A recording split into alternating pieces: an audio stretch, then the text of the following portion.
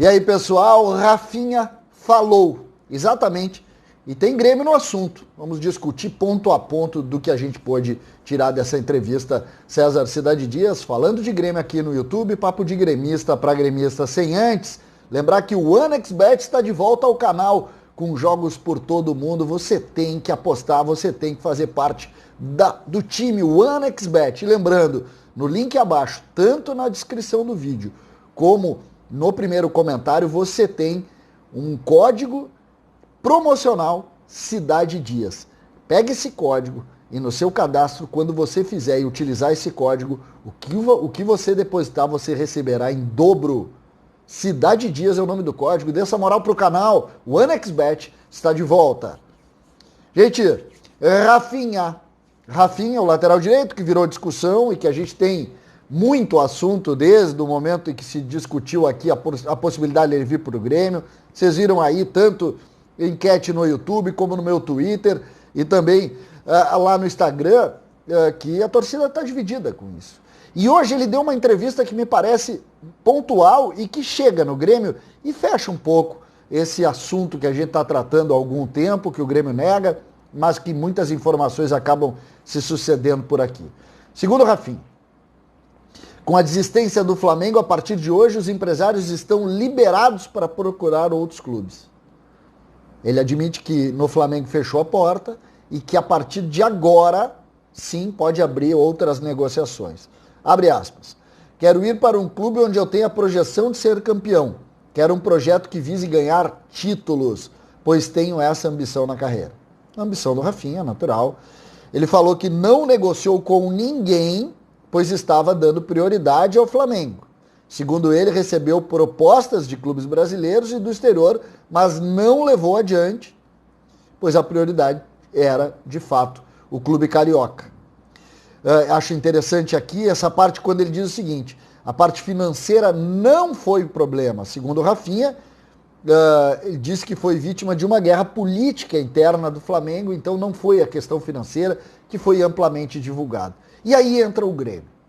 E eu quero que a gente tenha muita atenção nessa parte.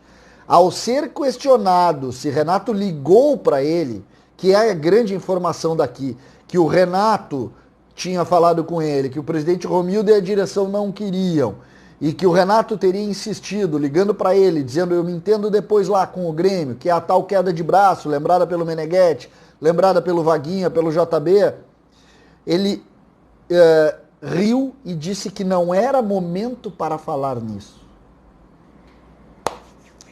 O que isso tem? O que isso tem de discussão? O que a gente pode levar em cima disso? Ele não negou, mas disse que não era momento de falar, deu uma risadinha e tal. Eu já vi algumas vezes e começo a pensar, por quê? Porque é essa a informação. A informação é que internamente, e é preciso que a gente faça uma avaliação em cima disso, que ele gera uma discordância interna no Grêmio, há algumas semanas já, que alguns líderes do grupo e o Renato teriam ligado para ele, para dizer: olha, vem para cá, que o projeto é legal e tal. Ele teria gostado disso, mas a direção quer que o discurso de utilização dos jovens seja de fato prático, e isso é pontualmente uma questão importante, porque para muitos o lateral direito é o mais promissor dos jovens do Grêmio.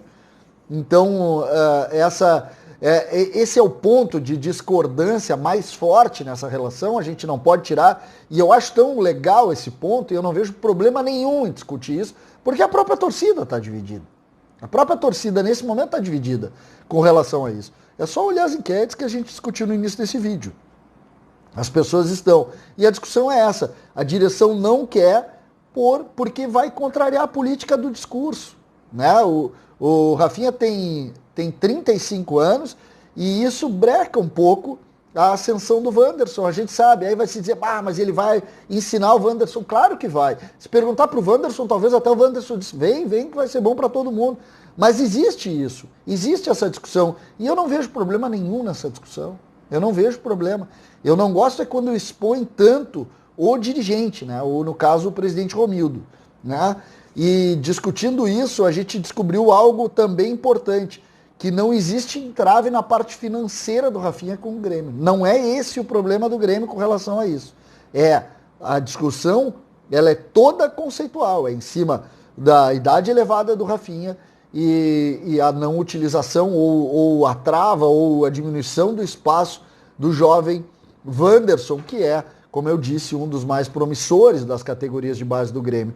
Eu não sei se esse assunto realimenta a partir de hoje, tá, gente? Eu não sei. Eu achei fundamental trazer para vocês aqui a voz e a palavra do Rafinha. Mas eu não sei se ele se realimenta a partir de hoje. Por quê?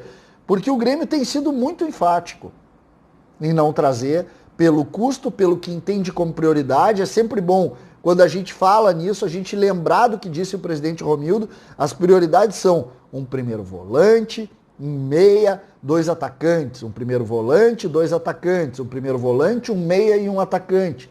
Essa é a prioridade.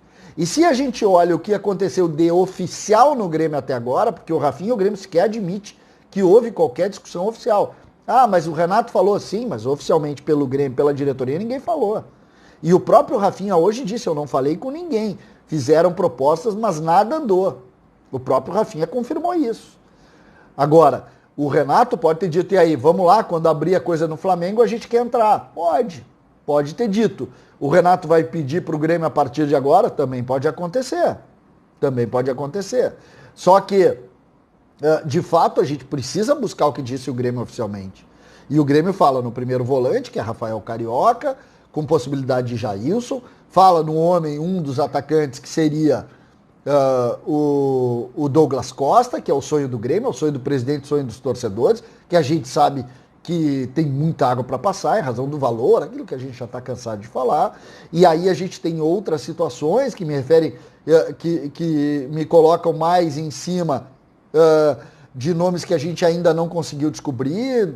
Já o Jeremias Werneck falou, tem um atacante acertado, mas ninguém consegue descobrir qual. O Grêmio está muito silencioso nisso, está trabalhando isso. Lembrando que atualmente o Grêmio tem 3 homens trabalhando nas questões das contratações.